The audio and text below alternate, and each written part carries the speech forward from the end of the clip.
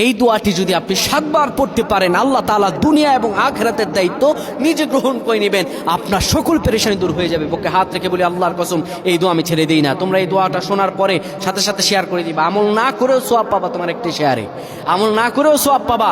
আল্লাহ তাআলার সওয়াব দান করবেন, রিজিকে বরকত দান করবেন, মনের আশাগুলো পূরণ করবেন।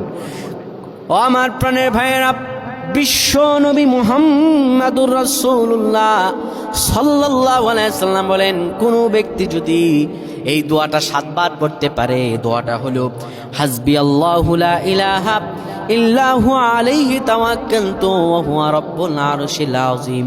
কোন ব্যক্তি যদি এই দোয়াটা পড়তে পারে খালেস অন্তরে, সকালে 7 বার আর মাগরিবের পরে 7 বার পড়তে পারে, আমার আল্লাহ রাব্বুল আলামিন বড় বিপদ থেকে তারে বাঁচিয়ে দিবেন।